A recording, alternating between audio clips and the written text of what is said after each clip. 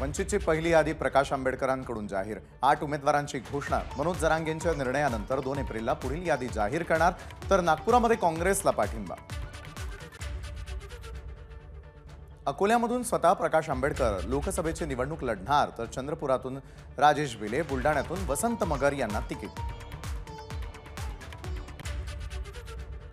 चंद्रपूरची उमेदवारी दिल्याबद्दल राजेश बिलेंनी आंबेडकरांचे मानले आभार। तिली समाजाला आणि ओबीसी समाजाला वंचितनं उमेदवारी दिल्यानं काँग्रेस आणि भाजपच्या भ्रष्टाचाराला जोरदार प्रत्युत्तर देईल, व्यक्त केला विश्वास।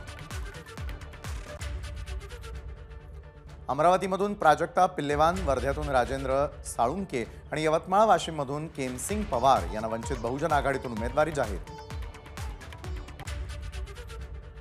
वंचित बहुजन आघाडीकडून सुभाष पवार यवतमाळ वाशिम लोकसभेचे उमेदवार। समाजातील वंचित घटकाला न्याय, शेतकऱ्यांचे प्रश्न सोडवण्यासाठी माझी उमेदवारी, सुभाष पवार यांची प्रतिक्रिया।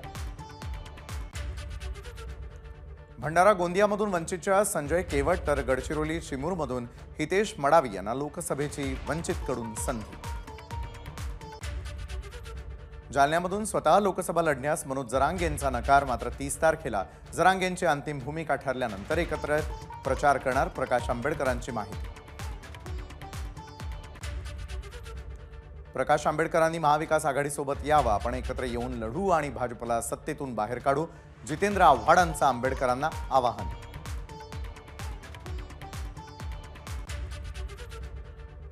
प्रकाश आंबेडकरांनी वंचितचे उमेदवार जाहीर करून योग्य निर्णय घेतला, पंकजा मुंडेंचं वक्तव्य। प्रकाश आंबेडकरांच्या भूमिकेचा भाजपला फायदा, अप्रत्यक्षपणे भाजपला मदत करण्यासाठी प्रकाश आंबेडकरांनी आम्हाला झुलवत ठेवलेलं होतं का, अंबादास दानवेंचा सवाल। प्रकाश आंबेडकरांनी घेतलेला निर्णय योग्यच, आंबेडकरी विचारधारेवरती चालणाऱ्या लोकांना आघाडीचा विचार पटलाच नसता, राधाकृष्ण विखे पाटलांची प्रतिक्रिया। आम्ही काही चांगल्या उमेदवारांना समर्थन देऊ, पण कोणत्याही पक्षाला नाही। मनोज जरांगेंना आपली ताकद दाखवून दिली, त्यामुळे त्यांना समर्थन हवं असेल तर आम्ही देऊ शकतो, इम्तियाज जलील यांचं वक्तव्य। जालन्यातूनच काय, पण राज्यातून सुद्धा निवडणूक लढणार नाही, मला राजकारणात यायचं नाही, जनतेला विचारून 30 तारखेनंतर निर्णय घेणार, मनोज जरांगेंचं वक्तव्य। महाविकास आघाडीचं जागावाटप घोषित झालेलं नसतानाच उद्धव ठाकरे गटाची लोकसभा 17 उमेदवारांची यादी जाहीर। यादीमध्ये चंद्रहार पाटील, अनंत गीते, विनायक राऊत, संजय दिना पाटील, अरविंद सावंत, अमोल कीर्तीकर, अनिल देसाई यांची नावं। काँग्रेसनेही अनेक जागांवर उमेदवार जाहीर केले, पण आम्ही काही म्हटलं नाही।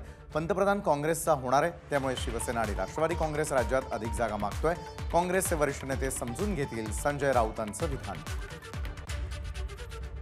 महाविकास आघाडीचं जागावाटप सुरू असताना उद्धव ठाकरेंनी 2 उमेदवार जाहीर केले।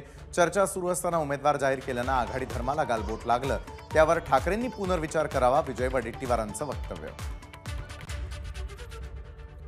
वंचितला 5 जागा देण्याची महाविकास आघाडीची तयारी होती, चर्चा सुरू असती तर 6 जागाही दिल्या असत्या, संजय राऊतांची माहिती। तर वंचित भाजपला अप्रत्यक्षपणे साथ देणार असेल तर जनता त्यांना साथ देणार नाही, संजय राऊतांचं वक्तव्य। देशामधील हुकुमशाही विरोधात सर्वांनी एकत्र लढण्याची गरज, आंबेडकरांच्या निर्णयाचा भाजपला अप्रत्यक्ष फायदा होईल, त्यामुळे त्यांनी पुनर्विचार करावा, विजय वडेट्टीवारांचं वक्तव्य। एबीपी माझा, उघडा डोळे बघा नीट।